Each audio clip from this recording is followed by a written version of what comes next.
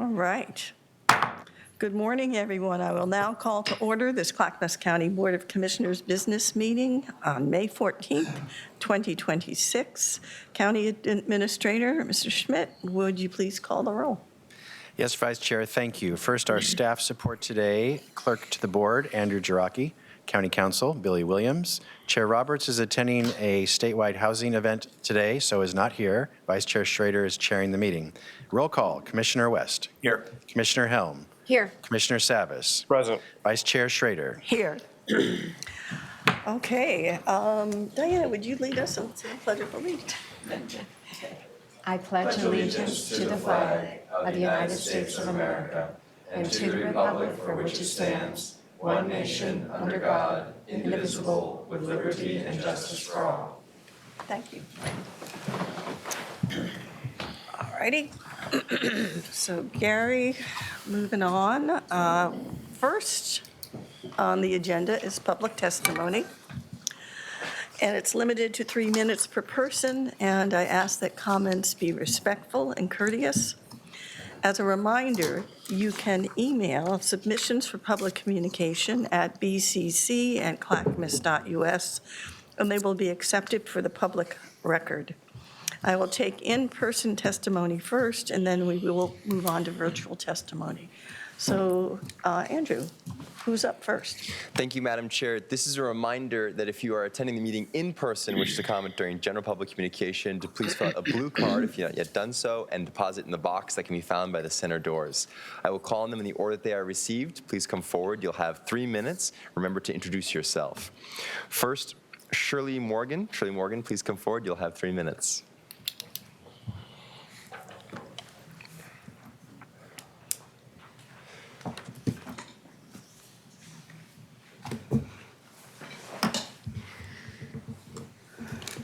Well, good morning, Vice Chair Schrader, Commissioners, staff, and County Council. Good to see you. Shirley Morgan from Welch's, an advocate on behalf of the Sheriff's budget. I have reviewed the budget to understand the reasons behind the frequent criticism of the Sheriff's Office constitute 71% of the overall budget. Since 2006, excuse me, the general fund has been inadequate to meet the demands for additional deputies and vehicle maintenance. Our property tax revenues are not allocated in alignment with the intentions of the voters. Public safety is high priority, compelling the Sheriff's Office to seek levy funds.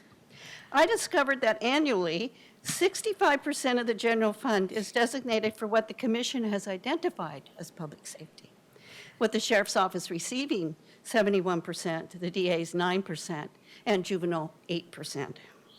In actuality, the Sheriff's Office receives 46% of the general fund, which is significantly lower than Multnomah County, who receives 91%, and Washington County at 55%.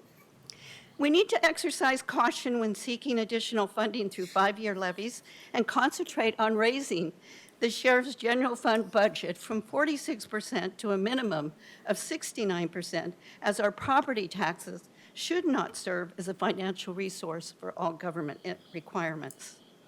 This modification would mean that from the forthcoming 26-27 general fund budget of $178.7 million, the Sheriff's Office should receive 69%, equating to $123.3 million, in contrast to the existing allocation of 46%, which amounts to $82.2 million. Should this current levy be approved, it will yield $40.6 million a year, nearly half of their designated general fund allocation. I frequently hear that the general fund is providing support to the levy. However, the reality is the levy is, in fact, supporting the general fund. The matter is particularly significant as levies persist in collecting funds from voters in 2 ways. Once via property tax collection, again through 5-year levies. Our commission must address the misallocation of general fund property tax revenues and guarantee that the Sheriff's Office receives an adequate share of the general fund. Question: Administrator Smith, is it accurate to state that the Sheriff's Office receives only 46% of the general fund and merely 71% of the 65% designate for public safety? That was a question. The board will direct me if I can answer your question. Well, Shirley, why don't we let you finish? That was my finish. That was your finish. So, colleagues, what do you think? Should we? Are you allow- comfortable answering that without Oh, yes. numbers in front of you? Yes, Are you? Okay. Are you? yes. All right. Would you like me to answer, Yeah, go Commissioners? ahead. Do we agree that we'd go like ahead. you to answer? I do always worry, though. I feel very protective of. Martha, I can hardly hear you. I said I feel very protective of our staff because they work so hard. So I really wanted to make sure that our administrator, who I have a lot of respect for, is comfortable, answering this. Yes, of course, of Okay, course. Gary, go ahead. Martha, Commissioner, Vice Chair. Just call me Martha, it's Okay, fine. I'm sorry. That's okay. I just want to assure that the research that I did is correct. So I'm asking the question to be assured that I'm assessing this correctly. That's the only reason for my question. Okay. If I can get confirmation from Administrator Smith, that will make me happy. Okay, thank you, and we want you to be happy. And I've known Ms. Morgan for 25 years. and It's a Yes. pleasure Very to long work time. with you, and all the work you do for our community is greatly appreciated. The proposed budget I've sent to you, and remember, you've seen it, but you've given me no direction other than my judgment, having working for you and following your strategic plan. But it is true, the proposed budget for the sheriff's office is now down to 46% of the general fund. It was about 48 or 49% the current year. It is slightly lower. That is correct, yes. And what was the second part of your question, please? That was my only question that I had. I wanted to assure that what I was bringing forward was accurate because I was shocked by it because they always accuse the sheriff of spending 71% of the entire budget, and that simply isn't true. They only get 46% of the general fund, and I, as a property taxpayer, like to know that my public safety officers are getting a sufficient amount to fund public safety. It is a high priority. And I'm happy to answer any of your questions of me. And I'm here supporting those who protect our communities. They have a very big job. Colleagues, any questions? I don't have any questions. I just say that respectfully, I think that context is really important. And so what hasn't been discussed is the ELED funding. What hasn't been discussed is the city's contract funding. What hasn't been discussed is the levy funding in total. And when I say that, I think it's important to say when people bring me percentages, that I always prefer to give full context, the dollar amounts. So the sheriff's budget is actually bigger as proposed than it was last year. So percentages don't always paint the picture unless you take the percentage with the number. I take that in context. So Thank that's you. why I asked the question of Gary. Is the 46% an accurate statement to make that that's all the sheriff's office receives from the general fund budget? You're indicating that it is not correct then. I'm not challenging the percentages. What I'm challenging is the context. So again, if the percentage says it's lower, but the dollar amount says it's bigger, I care about the bigger. So the ELED, the contract cities, then you would consider that is tacked on to the 46% higher? Well, I'll just clarify that the 46%, when it equates to a dollar amount simply for the general fund, Yes. is a larger amount of money than the year before. But my comments about ELED and that in addition to that dollar amount, which we haven't discussed, you have the ELD revenue, you got the city contract revenue, and you have the levy revenue on top of that number, which we don't know what the number is because we're not talking about that right now. But the percentages don't paint the picture is my concern. Okay. Well, as a resident, as a citizen, as a property taxpayer, what I hear when I listen to the commissioner meetings is the sheriff's office is always accused of having 71% of the general fund budget. So as I did my research, I uncovered that that wasn't true. So it's more about me understanding as a taxpayer. Maybe more conversation is needed with the general public about how that all works. But right now, it's 46% of the budget with Administrator Smith. So I take your thoughts in jest. Yeah, and the other thing, just for public discussion, is that when I think of public safety, I think of the DA's office, and all the other things that are ancillary that aren't even incorporated in that. So I don't look at it as simply, I mean, we would not have a public safety system if we simply arrested people and held them in jail and they were just released and they were not prosecuted. So I think all of those moving pieces paint the bigger picture, and the context of that is huge. So our investment in public safety is much larger than the sheriff's budget. And I want to just make comment, Commissioner West, you wanted to state something as well. And then I really appreciate your being here, Shirley, because we've known each other for so many We have. years, too. But I don't want to, when we have our budget meetings, I would invite you to come. I and- always do, Yes, you yes. come, and then that would be helpful if you'd make, here's so just one more statement, and then we do need to move on to other folks. Thank you. Okay. I'll just be quick. I think that that's a fair question that you're asking, Shirley, because that is true. I've heard it this way. Maybe it's overly simplified, but when I look and break down the budget itself, it looks like it's a different number. I think some context does matter there, and I think that maybe this is great feedback that we need to explain that context better. And so I appreciate the question. It's a good question as we're going into budget cycle. We literally just got our budget binders. I'll be fully transparent. In like less than a week, I haven't opened it yet. So, but we will, and we'll dig into that, and that work's about to happen. So we have a proposed budget now. I'm optimistic around this budget cycle. Here's the outcomes of our we all share public safety as a major priority. The whole board does. You do. We share. We've talked privately about how much we care about public safety. We are the safest large county out of out of all the big counties with 100,000 or more, according to Oregon State Police data. And when you take frontier counties and rural counties throughout the entire state, we're the 8th safest out of all 36. So we got to work this out and bring some stable funding to the sheriff's budget. And I think over the last 3 years, we've done a lot of work to help do that. There have been challenges, but I think that this budget cycle is going to be pretty optimistic, and a lot of things have been worked out. And from what I can see, the early projections are they might be better than we thought. So we have more conversations to do, but I want to let you know, I appreciate that question because I can completely understand why you could come to the conclusion the way you did.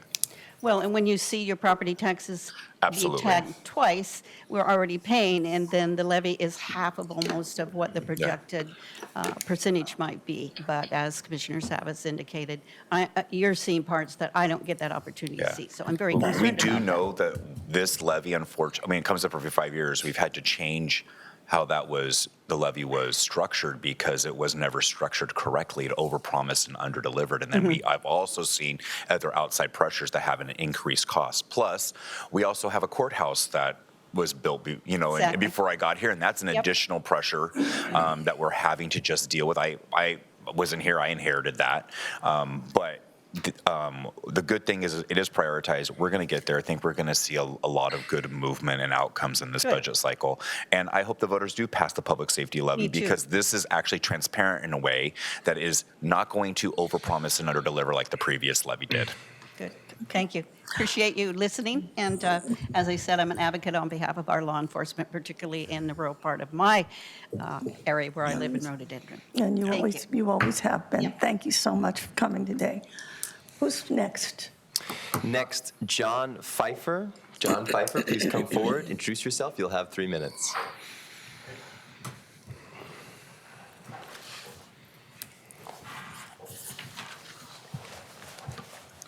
Good Morning, everyone. Good morning.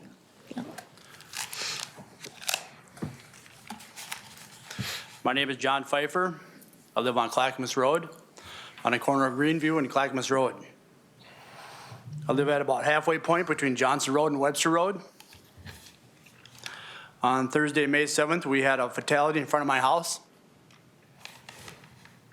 A young lady was on a motorcycle rider, was traveling westbound and another car took a left in front of her.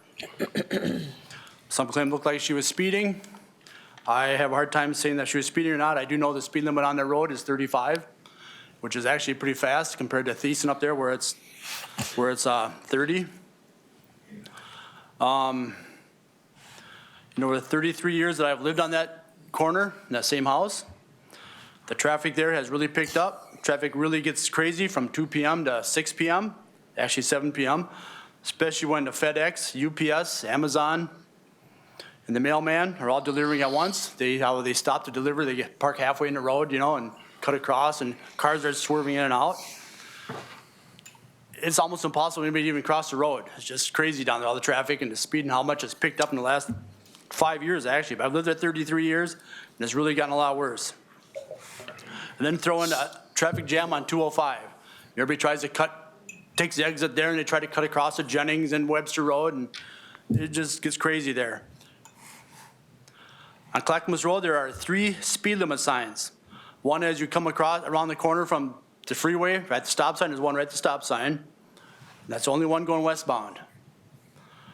And then there's 2 of them going eastbound. And one is way down by coming from Webster Road going eastbound, but a third of the way there's a stop sign or a speed sign, and it's in some arborvitae. They had to cut the arborvitae away. It's kind of hard to see. It says 35 way up high, where you can't, you're looking here, but it's up here. And the next one is when you get to Johnson Road, the stop sign, a little ways, there's a speed limit sign that says 35, and there's a corner right there that says 25 mile an hour. So you get 30, you can't even get to 35 there, but then it says 25 around the corner. Nobody pays attention to that. They go around the corner 35, whatever it is. And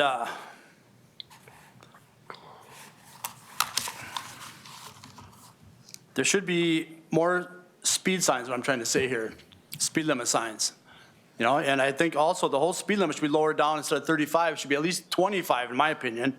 Cars go through there, 50 miles an hour, 80 miles an hour, just zoom, zoom. It's crazy. It's the craziest thing I've ever saw. Especially like going westbound to Clackamas Road, there's a crosswalk. There's only one crosswalk on that road. Well, besides Johnson Road there on the corner, there's only one crosswalk. I will give you a few more moments to wrap up, and then I'll direct to Gary of who we can send you to speak to about the traffic issues. Yes, so what else would you like to say, sir? Well, I'd like to have more, to sum this up, I'd like to see more speed limit signs. A lower speed limit, 20 miles an hour would be nice, but I don't know if that's practical or not. Stop signs would not work, because then all you hear is cars speeding up and taking off like lawnmower cars, which are annoying.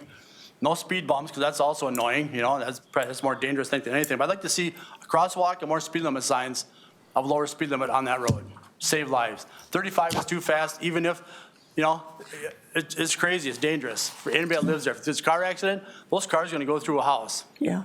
Terrible. So that's why I'm here expressing my opinion here. And I know I've talked to the gentleman back here who used to be on a traffic safety commission. Right. He has directed me in the right direction to go. So Gary, how we would get this to D2D, and we do have folks working on traffic safety, do we not? Yes, commissioners, our transportation and development staff are aware of this. I'm seeing the notes. There are approximately 97 other roads in the county that have similar speed issues, and this is on the list. Yeah. We will prioritize this, and our staff will work with our Traffic Safety Commission, so we know about it, but obviously we want to take action sooner than later. 2 weeks ago, there was another car accident where a guy tried to, up just 2 blocks from there, a guy, dually wheels on 2 tires in the back, tried to go around somebody and hit another car head on. He ended up on his side and pushed that car into a bunch of signs. So it's 2 terrible accidents in 2 weeks on that road. The speed is just too much. Okay. So, all right, thank you, everybody. For calling that. I feel better I vented. Yep. Thank you for Thank you. Thank you for coming, and Gary, we will get that We are on the priority working on list this with that. right now, yes. Okay. Thank you. Okay, anybody else, Andrew? That's more folks today. Next, Richard Bargayelski, please come forward.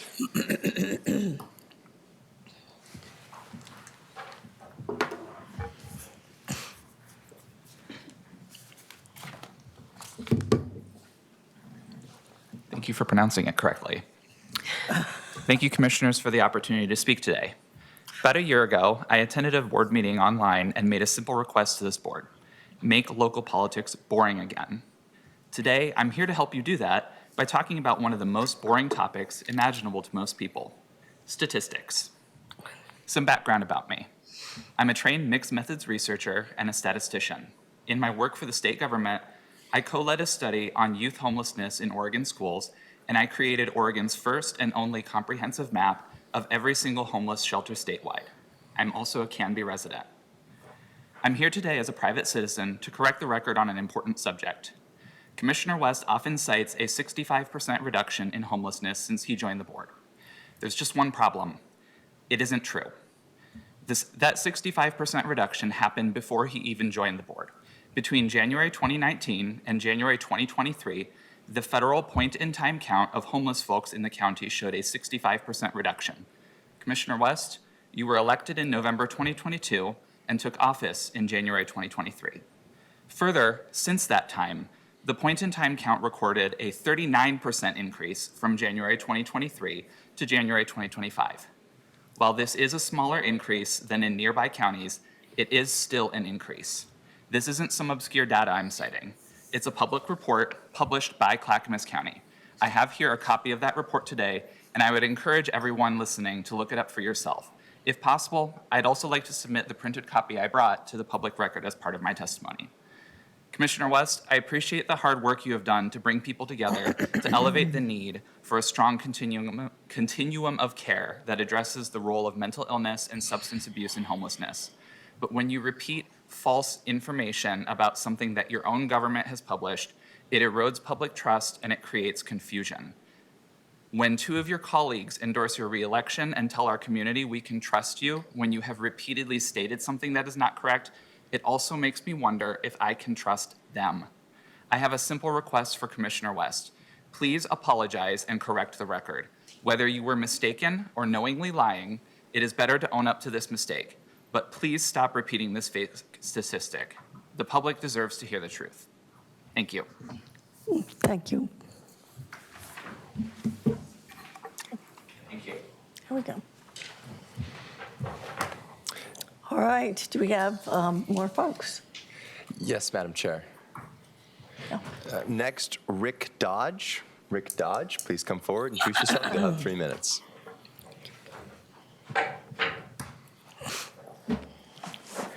Public safety. I'm glad we're talking about today, and I'm Rick Dodge. I live just a block from John, and a week ago we lost a young mother and wife to a very dangerous street. I've been almost the same length of time in that area in Westwood, Westwood area. And the whole time I've been there, I use it every day. And the whole time that I've been there, I've just appalled by the amount of disregard for stop signs and the speed limit. Now, the thing that, what happened last Thursday, like every accident, is preventable. However, like John had said, things are getting worse. And Paul, Commissioner Savas, I know you're familiar with Clackamas Road. Probably, anyway, I don't know why I brought that up, but I think you may understand what I'm confused with here is why nothing's been done. And I appreciate, I would like to be involved with that process, Gary, with some of our, as a neighborhood, we've kind of gathered a little bit, and a lot of people can't make it here in Southern and so forth. Nevertheless, I had an idea that would, but I don't want to get out the end of my skis here, but people need to be reminded that, it's not a drag strip. And one thing that I just want to throw out there is that if you've ever had a ticket come in the mail because of a camera that was sitting somewhere, I have, and it's been about 15 years. Same here. And I never have forgotten where I got that ticket. And matter of fact, I was talking to a couple of people I went to school with. They said the same thing. Yeah, it was over here and over there. You've got some time. It's okay. Can I get some time back? No, I'm just kidding. It's okay. But all these issues were in Multnomah County. Now, I don't know if these cameras can be set up in, but that would be in Clackamas County. That would be a perfect thing for that street, that road. And John is absolutely right. The signage is ridiculous. the speeds are ridiculous. I feel for him living right on the corner of where that's at, because it's kind of a no man's land, because the two speed signs are a half a mile separate. So I think that's for real. Yeah, Thanks. there you go. Wait. Oh, I'm being very lenient today, that's I fine. know, thank you, Martha. No worries. All right. Yeah, Anyway, that's, I lost my train, so okay. And just as well. thank you for coming, and just one comment, I'm sorry that there was a fatality, particularly a young mother, that's heartbreaking. Yeah. It's heartbreaking. Anybody else in the queue? Yes, Madam Chair, and I believe I have two people here who would like to come up together, if you'll allow it. Sure. Dave and Annette McNeil. Please come forward. You'll have 3 minutes.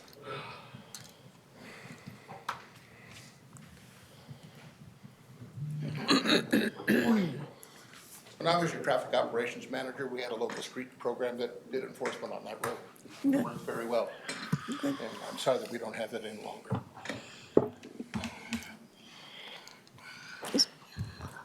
Good morning. Good morning, Martha. Morning. Commissioners, Billy, Gary.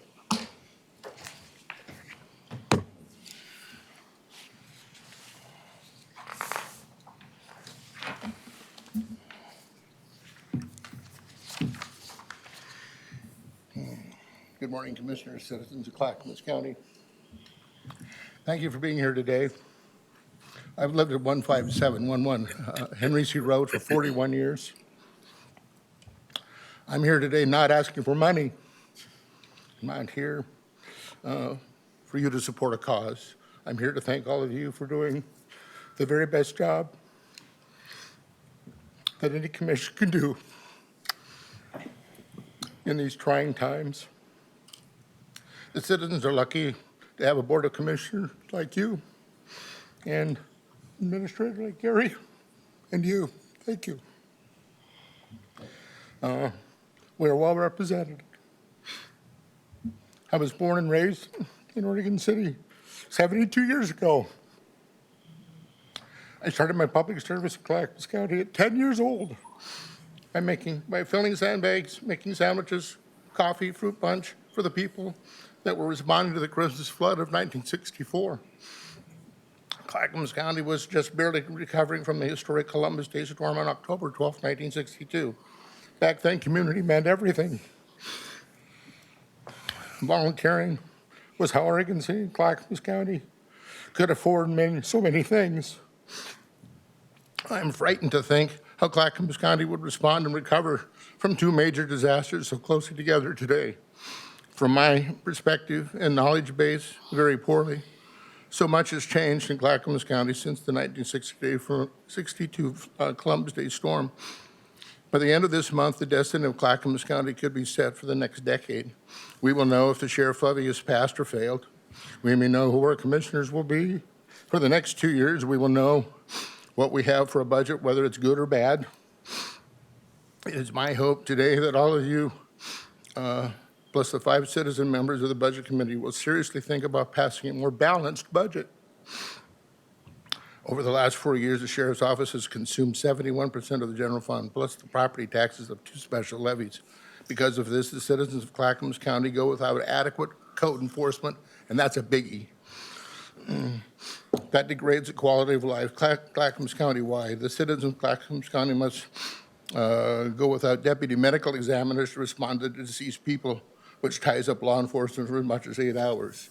The citizens of Clackamas County are forced to deal without dog services, which means that dogs are euthanized needlessly. Most of all, Clackamas County is without a doubt seriously unprepared to respond to or recover from a major disaster, even after all of you have signed the new county operations plan in March. I know this because I've spent a lifetime in the fire service, transportation, and emergency communications, so this is the year that Budget Committee must allocate some money for disaster response and recovery. No more kicking the can down the road. This must become a priority. You must prioritize what the most important is, but fund disaster response and recovery. If not, then get straight with the citizens of the county and tell them in no uncertain terms that they're on their then that they are on their own when the next disaster strikes. Tell the elderly retired people in Molall and Brightwood and Oak Grove and Oregon City, the cavalry is not coming. Tell all those people in congregate care that when their food, water, prescriptions, heating, cooling runs out, they too are on their own. Because without a significant change in preparation, training, mindset in Clackamas County government, the state medical examiner's office is going to be overloaded. We don't want that. Thank you. Thank you for coming today, sir. I'm here to help. Yeah. I don't want any money, but we got to fix it. We got to. We're hanging out, and you know it. You said that last year at the end of the budget meeting. We're good until we have a disaster. And I appreciate that comment because it's true. Thank you. Thanks for coming today, sir. Anyone virtually online? Madam Chair, if you mind, this is a final call. If you're attending this meeting in person and have not yet had the opportunity to do so yet, please fill out a blue card and deposit it in the box. Seeing none, Madam Chair, I'll now move to those attending virtually. If you're attending this meeting virtually and wish to comment during general public communication, this is your opportunity to please raise your hand, and I will call on you in the order that I see. First, I see Laura Van Tyne. Laura Van Tyne, I'll allow you to speak. Please introduce yourself. You'll have 3 minutes. Hi, thank you. I'm Laura Van Tyne. I live in Clackamas County. Sage and Social is an illegal event center. For 4 years, they've been holding large-scale events without permits, approximately 200 illegal events so far. And in 2025 alone, I documented 68 illegal events. Most wedding and event venues are located on wineries and golf courses, not 19-acre plots of land. I now live right next door to a concert venue. Their event barn sits about 300 yards from my home, including my bedroom. The walls of my home vibrate to the beat of their music, and so does my bed. The music is so loud that I can't have dinner with family and friends outside. This is a nightmare. The neighbors were never asked for their input on this event center, which also violates state land use laws. When I testified at with a hearings officer on April 28th, I mentioned this. They never notified us about this. 1 week later, we were notified of a land use application. What for, you ask? Whether or not we approve of Sage and Social adding indoor bathrooms to their event barns, not whether we want to live next door to a concert venue. This is a joke. Someone in zoning failed to do their homework when they allowed this event center to be permitted within a farm forest agriculture zone, violating many state laws. Meanwhile, Sage and Social has a conditional use permit, which means they're not allowed to hold any events. They have 0 permits. They've held 68 last year. When is enough enough? And how many illegal events can happen before a conditional use permit is revoked? Is it 200 events? Is it 300? Is it 1,000 illegal events? I want to know. But more importantly, I would like you to know that what is happening as leaders in our community. We desperately need your help. Would you like to live next door to a concert venue that was added after you moved in? Probably not. And lastly, this is exclusive farm forest agriculture zoned. This is by state guidelines. These laws cannot be changed. And according to the hearings officer on April 28th of this past year, he said that they should be holding 0 events since they have 0 permits. And they're not even supposed to be a part of this conditional use permit process because they are really against the ZDOs of the state land use laws. And yet they continue to break the law over and over. The noise is ridiculous. And I'm asking that this conditional use permit be stopped, ceased, or halted. The fact that they came into us after the fact about adding bathrooms to their barn is an insult. And I want to thank you for listening, but this has been going on for almost 4 years. Somebody in zoning has failed to do their job. So thank you so much, Gary. This is something we should talk to code enforcement about. There has been an active matter. I don't know the current status, but this has been going on for quite a while. Laura's correct. I need to follow up. We'll follow up with this. Yeah. Okay, we will follow up, and I want to thank you for testifying. Commissioner West would like to ask one question, please. Can I add on to this? Well, how about we do it this way, because I'm being very, very generous today in public. How about I have Commissioner West ask his question, and then if you would like to make a statement, then is that okay? All right, let's do it. What is your question I'm just then? curious, I know she told us, but I didn't quite was able to picture in my mind, where is this happening? I thought it might be on your side, Commissioner Helm, of the county. It's out in the Beaver Creek area. Beaver Creek, okay. Yeah, Okay. I believe, right? Isn't that correct, Or Laura? did she say? I don't know if she she's still still there? there. I No, think That is correct. It's, That is correct, it's in the okay. Beaver Creek It's in the area. Beaver Creek area. Yes, yes. Okay. Ms. Van Tyne, you still have the ability to speak if you'd like to answer. Thank you. Yes, it is in the Beaver Creek area. Okay, thank Okay, you for clarifying that. I know that this has been an issue for quite a while, and we will all get an update and update you as well, Laura. I know it's been a point of concern. Did this come up, we've talked about this You this have property for before and quite, tried to for deal with quite it a while, before. yes. Yeah. yes. Yeah, This we've has had been- difficulty with this. We'll get an update, and thank you for bringing that to our attention today. Again, Would you like to make one more comment, sir? yeah, come to them. Do we have anybody else virtually? We have one more hand virtually, Madam Chair. Just take 1 second on this thing here. Okay, I'm well versed in this situation, and these people should have a noise monitor going on with this permit, and it cannot exceed a certain decibel, and it also should be stopped at 10 o'clock. 10 p.m. should be the event should be over at 10 p.m. That's how most Okay. of these permits work. Okay, Yeah. thank you for sharing. I have that. I have a son and daughter-in-law that run wedding events up in Washington State. That's how it's ran. Okay. That's their permitting process. Thank you for sharing that. We have one more person virtually. All right. This is a final reminder, if you're attending this meeting virtually and wish to comment during general public communication and have not yet done so, to please raise your hand. Mr. Les Poole, I see your hand. Please go ahead. Yeah, good morning. Interesting conversation, and a lot of it revolves around the budget and budget priorities. And I did have a question about that coincidentally, and that is, could we get an announcement of where the draft or the proposed budget is posted so that folks can get a little better idea about it? And certainly I echo some of the concerns expressed by Shirley Morgan, the first person who spoke.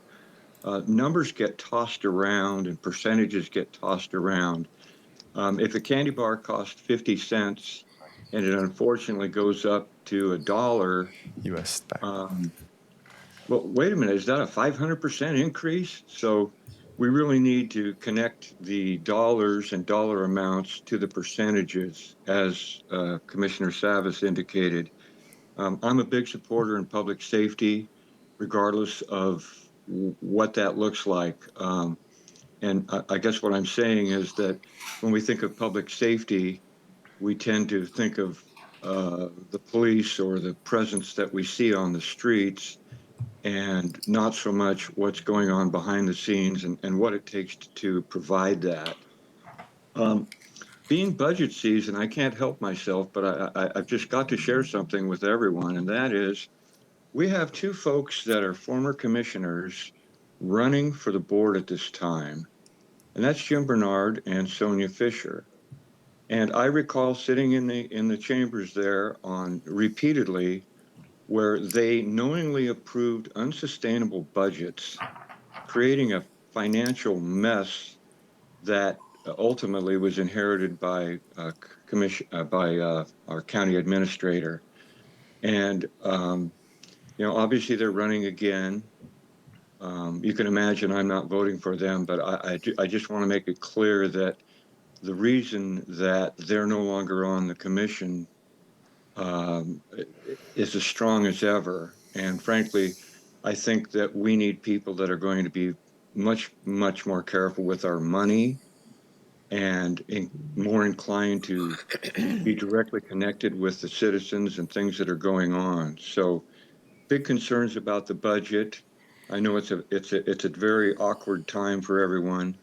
And a consideration or something that folks don't know about the budget is that urban renewal takes property tax money and invests it in districts with the hope of future return. And while urban renewal can be a good tool, it's often abused. And as urban renewal takes more and more money from property taxes, we find entities like the sheriff or the schools required to increase their ask for supplemental bonding and funding. So big questions about how the budget's going to spin out, what it's really going to look like, and certainly where we're going to be in 6 months or a year. And Les, we're running out of time. Is there anything else you'd like to add? Yeah, I have one last point, and that is that I would encourage everyone to vote, regardless of your leanings or feelings, and folks need to be aware that Measure 120 is on that ballot, and that's the gas tax increase that I'm not supporting. So please, everyone, get out and vote. And as always, I thank you for your time. Okay, thank you. And I just want to make one comment. You can go to our website, clackamas.us/budget/budget presentations, and you can get an information on the 26-27 proposed budget, the adoption process, who's on the budget committee, as well as how to participate. And I know it's up on our screen now. And thank you, Andrew, for pulling that up for people. So you do have a way to connect via the internet and get that information. And we will also have, during the budget, as you know, public comment when the time is right. So, all right, I think we are done, Andrew, with public comment. Am I correct? This is a final call. If you're attending this meeting virtually and have not yet done so, to please raise your hand if you wish to speak during general public communication. Madam Chair, I see no other members of the public, either physically or virtually present, wish to comment today.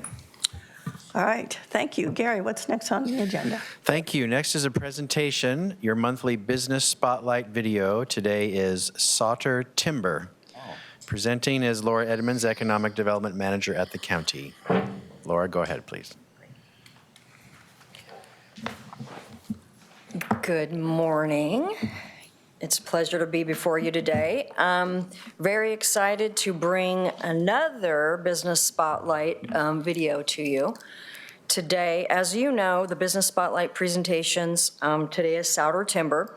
Funding for the video production is through our Office of Economic Development lottery funds and budgeted county general funds supporting public and government affairs.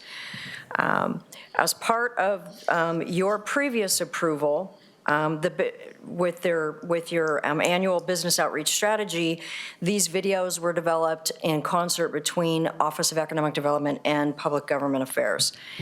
It was established to showcase businesses in the county and the advantages of the incentive programs and grants that you have approved that we implement to help support business development and growth in the region. So with today, this is a shortened video, and the full video will be available on our website, on the county website, as well as social media. So Sauter Timber was originally founded in 2002 and rooted in German timber joinery expertise.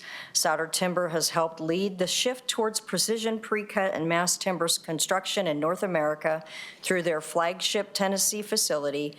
When the company began exploring expansion opportunities in 2018, Clackamas County's economic development team worked closely with founder Reinhard Sauter to identify potential sites in the county. Today, Sauter Timber is operating in Estacada and participating in the county's Enterprise Zone incentive program.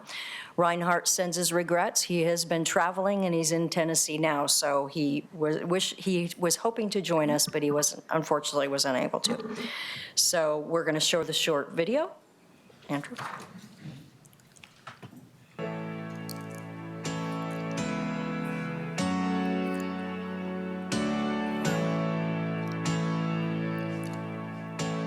So Sauter Timber focused in 2002 with a start in Tennessee to pre-cut heavy timber for the industry who don't have the equipment, the CNC machinery. So that's what we're doing in timber frame. For log components, we're starting first, now only timber frame components, and now in mass timber. So we cut panels for companies like manufacturers. We're pressing the panels. The building is like a 40,000 square foot manufacturing area with the office attached to it. It's full CLT and mass timber building. So CLT is basically like plywood where we cross-laminate big boards like into each other, so we don't really have the shrinking problems what we have like on beams or what we maybe know from log homes that they settle.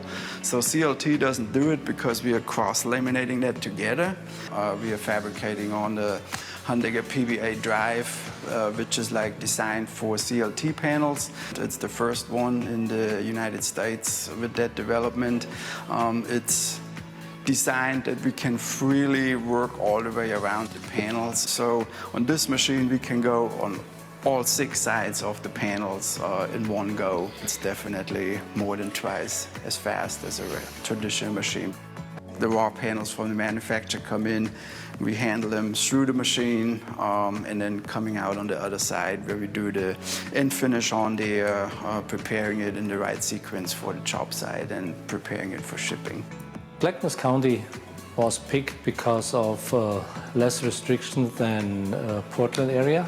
When you be here, Seattle was the same thing. King County was kind of overall restrictions and rules and regulations and long time to build and whatever. So Estacada made a good impression to us and said, okay, here we can handle it very easy, and permit is done in a couple of weeks, and things are much better here than in other places in Oregon, especially Portland. We have here 5 acres. We have planned for up to 200,000 square feet production place. We have right now 40, so we have another 60,000 in front of us. But at the moment, we are getting this thing filled with 2 shifts and get things growing, and hope we get the same experience with good employees as we have so far. Employees has to be in a place where they want to live. The area should be attractive.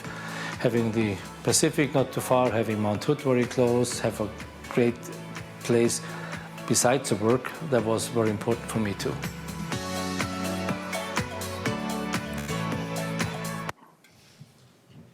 All right. That's colleagues. Any questions? Other than bravo. It's exciting.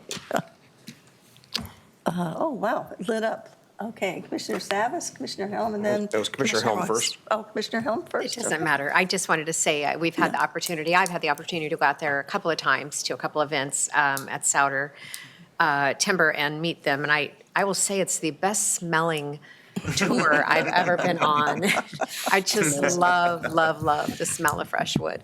That said, Laura, I think he mentioned when we were out there last, there are some complementary businesses they would love to see come out to Estacada that would help their business. Can you, I'm not to put you on the spot, but can you remind me what those are?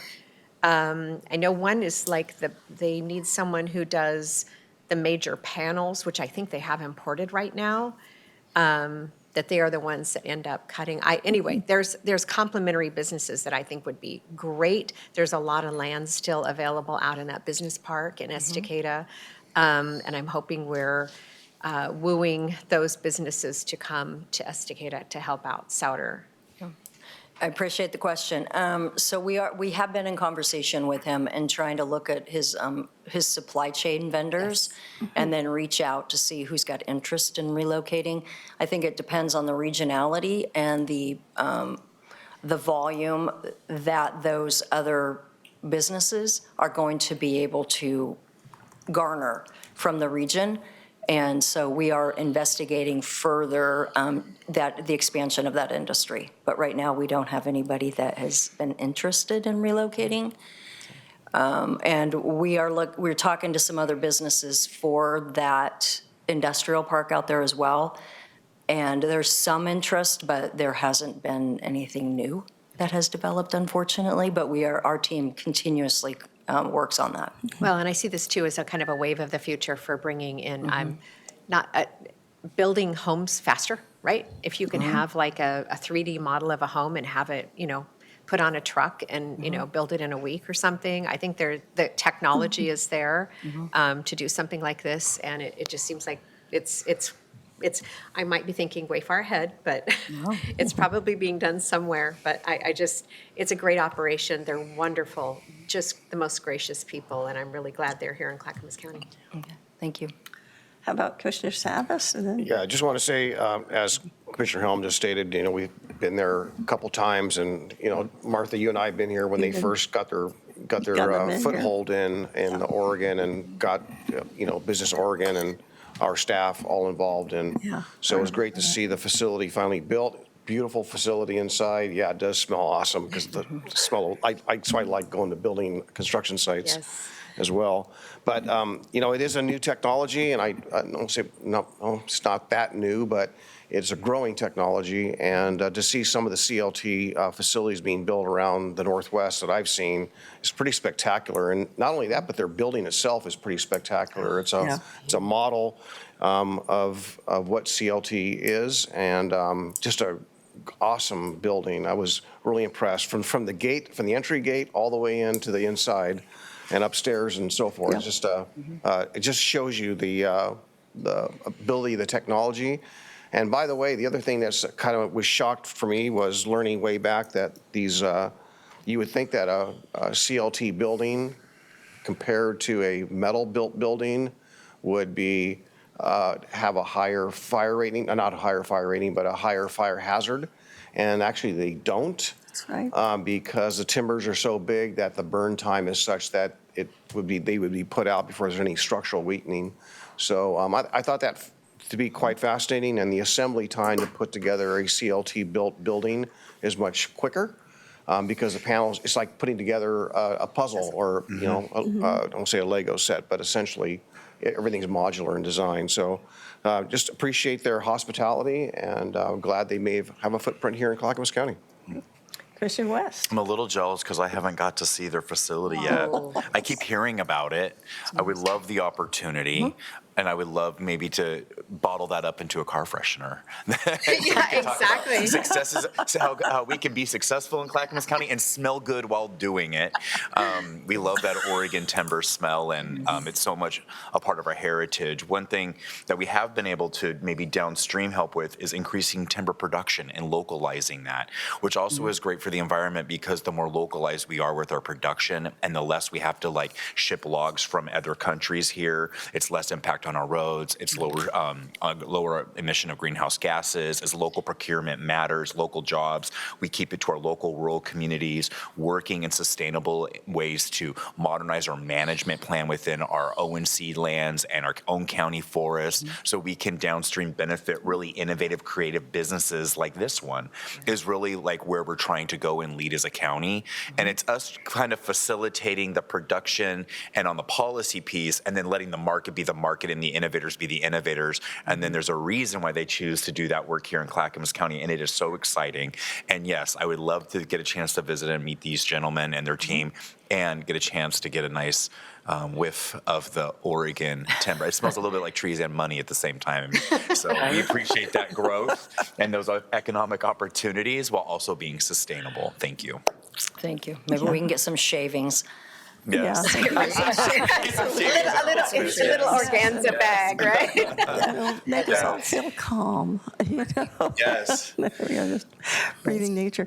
Yeah, I remember when we started to recruit them, and we're very happy that they've settled there. And just one comment is that what I've been noticing is Estacada is booming with its industrial area. Canby is another industrial hub right now, as well as Malala.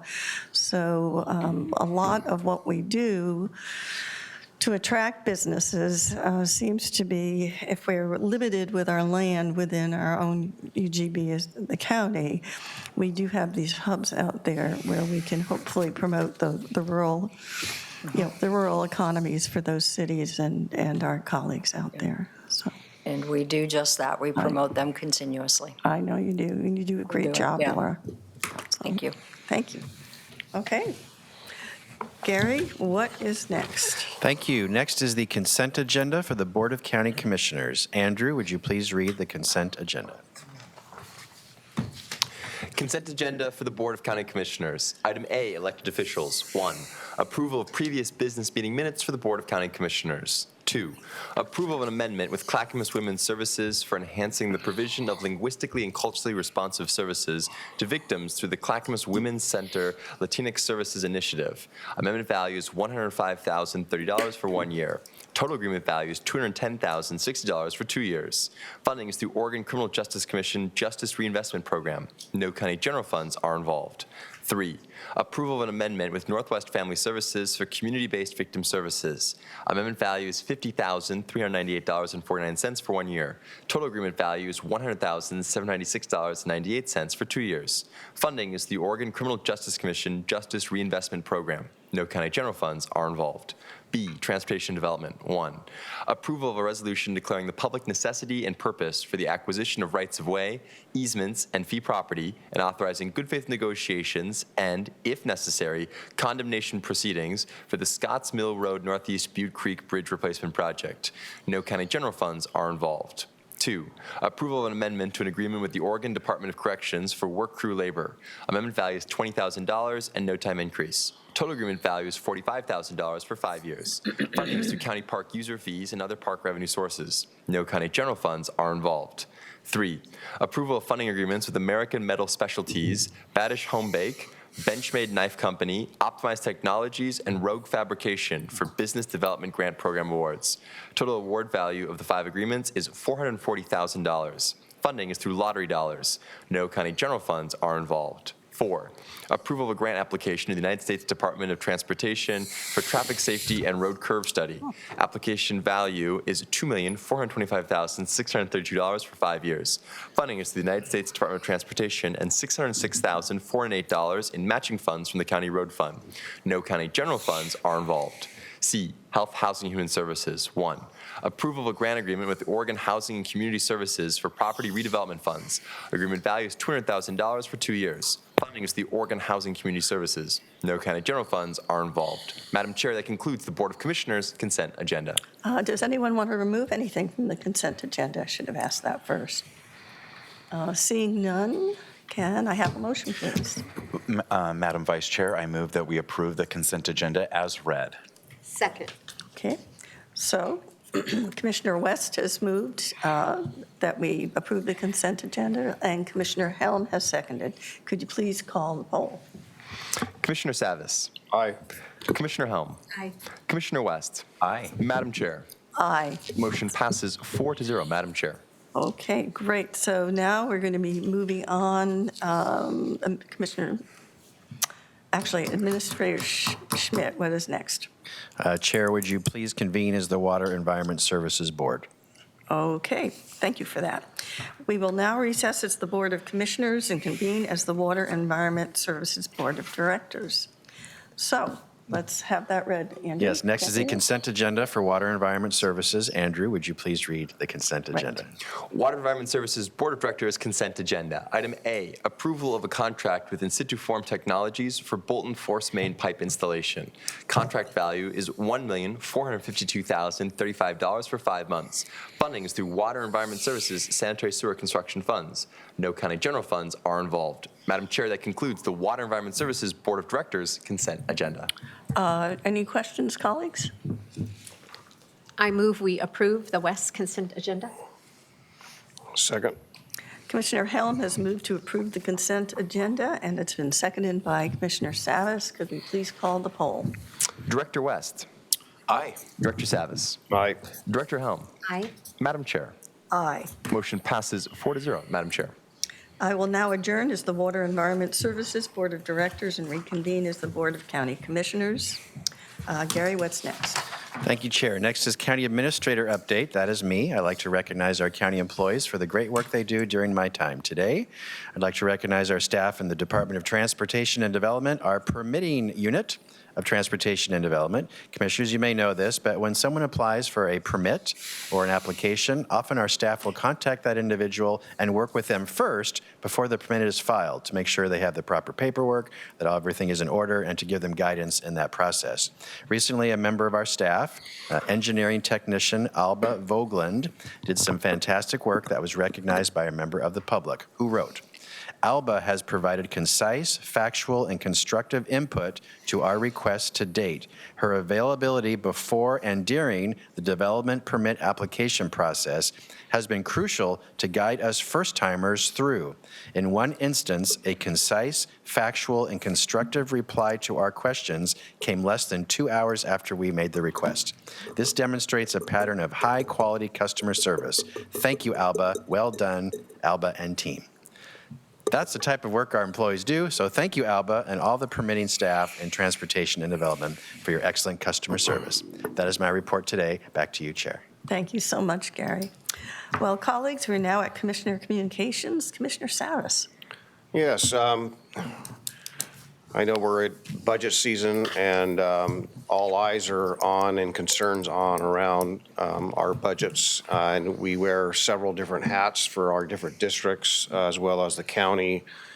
And, you know, I know we've all feeling the pressure, and Clackamas County, like other governments, not only in this state, but not only in this region, but across the country, are all feeling the pinch because of the rapid inflation in areas. And there's no fingers to point really per se. It's a problem that's really not in our control, and I think that it's going to take a lot of cooperation and collaboration, regardless whose budget we're talking about, to make it through. I appreciate one of our speakers here, Dave McNeil, being here today. I think he's obviously very concerned about our ability to provide services in certain areas. But I think a lot of people that really understand the math and see the big picture of the math are, you know, concerned. And I feel like I am an optimist, struggling to be a realist in today's economic environment. So that being said, last night was at the NCPRD, North Clackamas Parks and Recreation District Advisory Committee meeting. You know, our staff there presented a little portion of the financial forecast, not really the budget per se, because it's not budget season, or they're not the budget committee, but just showing them the fiscal cliff that they're seeing. They didn't see the bar graph, they just saw the numbers, so they really didn't get anywhere near the detail. But I want to say right up front, I bring this up right up front because I was anticipating we would have a public session to talk about the financial health of NCPRD and what we're up against. And I'm hoping we can still do that. I conveyed to people when I was told that we would have a public session. And so I think that it would not just benefit members of the DAC, obviously, but a number of members in our community. And again, I think anyone that's concerned about any budget can look at that as an example, really, of the challenge that we're facing. It's not, the numbers are different, but the situation is not unique, right? It's everywhere. Just shifting over, I do want to say that you know, as far as the sheriff's levy, I asked people to look at that. I asked people to support that. If public safety is important to you, it would be devastating if it does not pass. And I know we all value public safety. Again, I think it's really important that people know that it's your choice. The voters are in control of whether or not that passes. And we hope it does. It'll be a very difficult budget discussion otherwise. Looking forward to, again, you know, as difficult as it's going to be, all the different budgets that we're looking at, but I am looking forward to working with our budget committee members, and I want to thank them for their dedication and commitment of time, especially the county budget committee, which is unique than the district budget committees. But that level of effort and being here for several days is a commitment of time, and I appreciate their contribution and their hard work and their dedication towards really trying to again work in a collaborative way to find ways to cope with what we've got. Asking more and providing little support is not enough. You know, it's the difference between needs and wants, and I think now we have to look at needs. But I think that collaboration on both sides, I'm really hoping that we can have a very collaborative budget discussion this year. I do not like the way it has been in the last few years, but I'm hoping for collaborative. And I just want to build on the CCSO work group that we put together. They had their last meeting last week. It's been 4 meetings. Commissioner Helm and I were part of that. I'll tell you the fact that everyone's being so professional, and I think we had some hard discussions, but it was very positive. I thought the environment and the collaboration and the understanding was rich, and I'm hoping that we can carry that on to ourselves and throughout all our presenters, that we need to think about this more in a collaborative way. It's really important that I think we're far more receptive and understanding when the tenor is cool and calm and responsible versus, I would say, maybe more heated. So again, I'm looking forward to, again, a collaborative discussion going forward, and that's what I have for today. Chair, I yield back to you. Okay, thank you so much. Commissioner West. Thank you, Madam Vice Chair. I love saying that. Oh, you do. I'm just so humbled and honored to be able to sit in this position and also get to serve with all of you. I know Craig's not here, but I enjoy serving with Craig too, Chair Roberts. And I've learned so much, and I've better understood what public service is all about. And so much has happened since I took office in January of 2023. And I'm just humbled to be able to sit here with you guys and do really good work and see the impact of that in our own community. And I just want to do a little review about where the county was in January of 2023 and where we are today, specifically when addressing homelessness, substance use disorder, and the untreated behavioral health needs in our county. When I got elected, in my opinion, we lacked a clear vision on what direction we wanted to go in. And a lot of voters in Clackamas County were really upset because the SHS tax had passed, and Clackamas County said no, and the rest of the region said yes, and they felt kind of straddled with this burden. And they saw a lot of dysfunction coming out of Portland.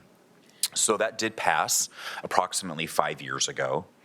But since then, Clackamas County purposefully set forth a vision called the Recovery-Oriented System of Care, a framework in which we would address this. And we're very intentional about that policy and framework and how we would deal with this population, triage it, and get people the care they need. Since then, we as a county, since 2023, under the Recovery-Oriented System of Care, we've successfully placed over 1,100 households into permanent supportive housing since that time. While the number of people experiencing homeless ebbs and flows with different point in time counts, we have significantly reduced what's called chronic homelessness. That is the most acute that suffer with homelessness, behavioral health, and substance use disorders in our streets, and we've prevented thousands and thousands of evictions. I want to make sure that since 2023, we know that the county has aggressively expanded its housing placements and prevention efforts, often and almost always exceeding any annual targets despite any adjustments or headwinds that we might face and barriers. We've exceeded the long-term goals. By 2025, the county, once again, is over 1,100 households into permanent supportive housing. That was much further than our actual 10-year goal. We have had massive eviction prevention. We've prevented almost 4,000 people from even going into homelessness. And since 2021, over 3,300 evictions have been prevented, keeping more than 71 people in their current homes. In 2023-24 year, almost 1,300 people were placed into the permanent supportive housing, and then we have high retention rates where people are not returning back into homelessness, almost 96.1%. In the most recent point in time counts where I think our recovery-oriented system of care has targeted a lot of its efforts, the most ill on our streets with behavioral health issues or with substance use disorder, often in trauma that are their causation for being chronically homeless, we actually saw a 22% decrease in that last number. We've done a lot of things. Why? How do we get there? How have we been so successful? Why the large bipartisan support, the respect from Metro and across the entire region? Why are they asking how did Clackamas County have overall successes over and over again when other jurisdictions and regions have consistently and persistently struggled? In 2025, we modeled the Veterans Village, which I like to remind everybody is the recovery-oriented system of care's beginning before I even got here. We didn't call it then, but it completely matches and is congruent with the recovery-oriented system of care. And it was not easy to get off the ground to make sure that we didn't have homeless veterans with no access to care off of our streets. It wasn't always popular because it didn't fit the perfect housing first model that was all the rage, but definitely has failed here in the Portland metro area and pretty much everywhere in the United States since 2013. But Commissioner Savas, even with the bipartisan help of Commissioner Humbertson, wouldn't quit on our veterans. And they were persistent, and they created a pilot project that was so successful, it has been replicated over and over again. And it really was the evidence that we needed to show we could continue to model this. And then we opened in 2025, with the governor cutting the ribbon with us, more transitional housing, which is the Clackamas Village. Now, why is transitional housing important? I'll be brief. It's important because throughout the region, we've divested away from transitional housing or appropriate housing, depending on where someone is within their care needs. It was always about permanent supportive housing or the apartment for everybody. And so that doesn't build out a whole care continuum, but the Clackamas Village we opened in May of 2025. Since then, we also have done Blossom Community Development. We just did a big ribbon cutting yesterday for the facility over on Hillside in Milwaukee with hundreds of new affordable homes, depending on where somebody is within their income. We have the medical waiver launch. We have incredible housing success. We have also impacted and worked to help seniors over 55. We've seen a sharp increase in that number, but we're trying to have very targeted approaches to that. And we're close to actually having functional zero veterans homelessness in the entire county. Also, when I got elected in 2023, we had an explosion of homelessness in the Malala, Estacada, and even bleeding into the Sandy area. You talk to all of those mayors today, that is not a problem any longer in the rural part of our county. That has been functional zero. It's hard to get to forever zero, but functional zero means we can manage it, get ahead of it, and it's no longer that visible on our streets and people are getting care. So with all that said, since 2023 to today, no county, no local jurisdiction has been as successful as Clackamas County under recovery-oriented system of care in the state. That number is not close. We have Lakewood Road, behavioral health opening. We have the Caring Place, which is going to have a dinner tonight at Commissioner Helms' house supporting that, the Navigation Center, that resource. We have the Stabilization Center that people don't necessarily have to intersect with the Justice Department, and they can get the care they need for 24 hours, and then attach that as an additional 60-day respite housing. Then we have, really, which is one of the most exciting projects in the entire region under this board's leadership, the Recovery Campus, a multi-acreage recovery campus focused on detox bags, medical treatment, transitional housing, workforce, education, building out that actual care continuum that fully gets people the care that they need and moving away from local failed policies that just haven't worked and trying to make that hard pivot. I don't think we should apologize for that success. I think that we should share it and that we should tell people about it. And the Clackamas County residents should be proud of that success that we've had. We have lots more work to do. But I wanted to make sure today that we spoke to the overall great success under this board's leadership and what got us here since 2023. It wasn't by accident. It was by very specific policy decisions made where we are also laying out a worldview and a framework and a policy framework that was a shift away from the status quo. That was leadership, and that's what leadership looks like, and this board has shown it over and over again. So more people are clean and sober, more people are housed by percentage, more people are getting back into the workforce and stabilized, more people are being prevented into homelessness, more treatment is happening, more intervention is happening in Clackamas County than anywhere else in the state. We should be proud of that, but it wasn't by accident, and that's the actual truth. Thank you. Oh, you make me tired just listening to you. We've done all of that. I mean, I've left a few things out, but the clock was ticking in my 3 minutes. You know, I want That was 3. Commissioner Hill. I want to address 2 or 3 things here. So number one, I want to speak to Shirley for just a minute. At the 71% may have come from me at a previous meeting, and I have since been schooled on the percentage. The 71%, I believe, is the entire public safety. That includes the jail, juvenile, CCOM, all of that. It is not the general fund for CCSO, because there's 3 buckets of money for them. They get the general fund, they get the ELED, and then they do get their levy. So anyway, I've been in this work group. We've learned so much in the work group, and it was very enlightening.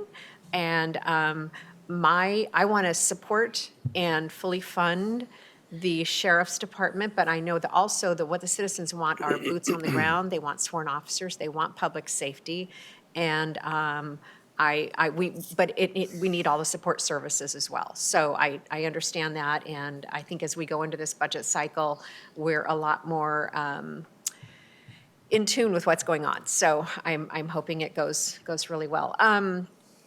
Commissioner Schrader and I attended the Stafford Hamlet meeting on Tuesday, and very gracious group. We did get hammered with a few tough questions, of course, but which we were expecting. But anyway, I think the meeting went very well, and it was, I think, productive, and we listened, and as always, we bring back to the county what their concerns are, and we know what their concerns are as they relate to PGE. So we got some very nice emails from them after. Thank you guys for being so nice to us. Then yesterday we attended the Hillside Park grand opening. To say I got a little teary during a couple of those speeches. Seeing next door the homes, the post-war homes from 1942, that these people are moving out of and into these beautiful new apartments that it's just they've done everything so right and so well and utilized in the units. Every square inch of space has been thought through so well. And there's gathering spaces, and there's a barbecue area, and it's 275 units of new homes for people, of new doors. So I'm just so proud of all the work Clackamas County and all the teams of people that went into this. So and I think Clackamas County has a lot to be proud of when it comes to these types of housing units, because we're a big part of that. And then this morning, I attended the Good Morning Damascus meeting in Damascus, of course. And there is next week, just for anyone who might be listening, there is a next Thursday, which I believe is the 21st, from 6 to 8 p.m. in the park, Centennial Park, right there by Mart, behind the fire station, old fire station, is a what's happening in Damascus with the roads. So I encourage everyone to attend so you can understand where the funds for the road from the distant corporation is going to be used, because it's going to take care of the local access roads, and it's going to be a one and done. So and we're also going to have some renderings. We asked this morning if staff could bring some renderings of the Sunrise Corridor project so people can get updated on what that looks like, especially the new Rock Creek Junction area, which we're hoping that's next on the list of things to get fixed. But anyway, next Thursday in Damascus, there will be an open house put on by the county. So that's it. Back to you guys, Chair. All right. Well, yeah, I just wanted to mention Hillside Manor as well. It was really fantastic, and it has been years in the making, actually, because we knew that we had this underutilized pieces of property. And so the first thing we did is we actually remodeled the apartment complex that is there. And then we lobbied so hard to get the dollars from the federal government and from other opportunities to make that happen. I think it was Chuck Robbins, if I recall, was head of that, moving forward with that. And to see it finally come to fruition, and the fact that I spent at least a decade in the making, I have to tell you that, really. Oh yeah. These projects, they don't happen overnight. And to see the beauty of the building, the quality of the housing, the artwork, and you're right, juxtaposed right against these little 1942 kind of bungalow types, home, and and to densify so we can serve more people, and densifying in a way that is really beautiful. It's a lovely, welcoming place. The only comment I had, it was awfully cold. Oh, my Lord. It's awful. And windy. Oh, my gosh. And for a few minutes, we thought the tent was going to blow away, but it held firm. But I thought we were on the mountain. I was kind of looking like, whoa, it's cold out here today.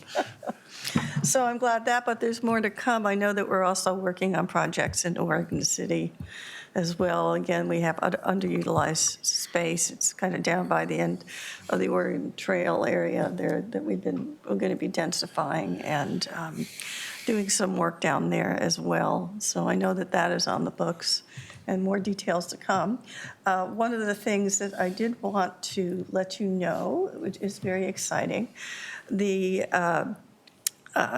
partnership between Oregon State University Extension and Clackamas Community College is going extremely well.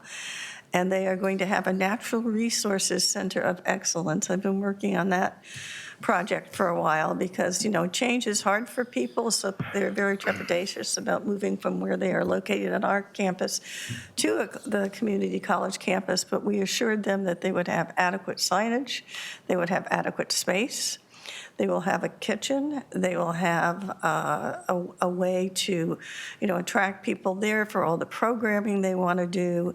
And indeed, I also mentioned, and I think this is important, if you get started at the community college, you know, and there, and then you have extension and the science and all the other things they do, it can be a direct pathway, I think, into a 4-year degree at OSU.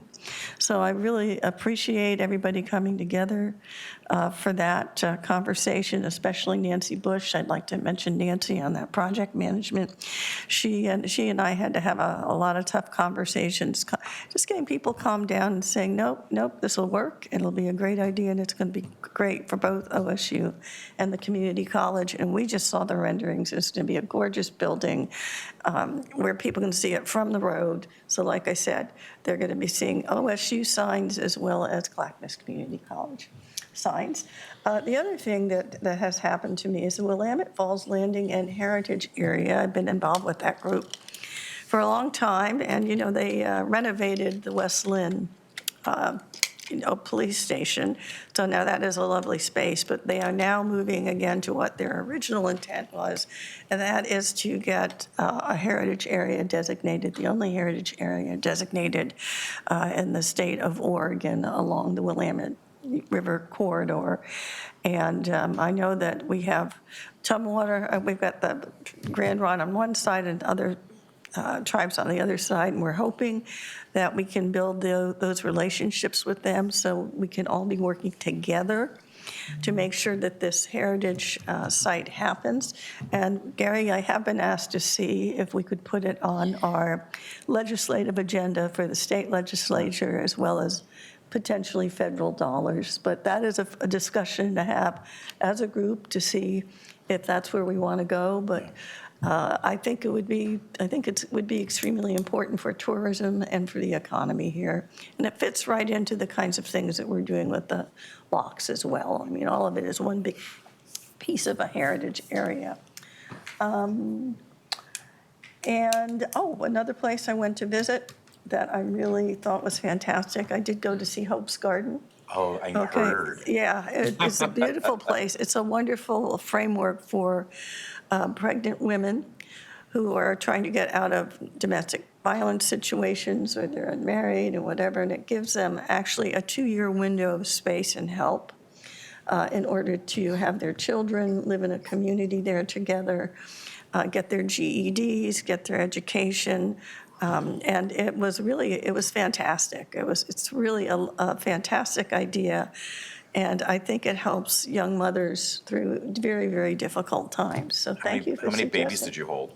Oh, they only Lots of babies. had a toddler. Yeah, I always like to hold babies off. When I retire, I'm going to volunteer, I think, to maybe go to some of the hospital wards and hold babies. A lot of those women were homeless, and they got them off the streets. They got a safe place to have their children. They get to live there for 2 years. Yep. While the That's baby great. develops into a toddler, and they get stabilized, get education, get workforce help, and the community is. It's really amazing. They're an amazing group of people. I think it was very impressive, and I really thank you for having me take a look at that. I Okay. think they wanted a baby shower, and I was like, I'll send Martha to a baby Oh, shower. okay, I don't know if I'm so the maybe right the baby fit for shower. a baby shower. And yes, we heard from the Stafford Hamlet, and when they get a little prickly, I always remind them, but remember, you're here because of me, so you can't be too mad at me. I helped move that along, and as I said before, I'm not sure, I'm very close friends with Judy Hammerstead, but I'm not sure she's ever forgiven me for the Hamlet, because they're pretty vocal and pretty active, and yeah, they're really upset about PGE. And we had a lot of listening to do that night. And that's all I have. So with that, ladies and gentlemen, I think we are adjourned.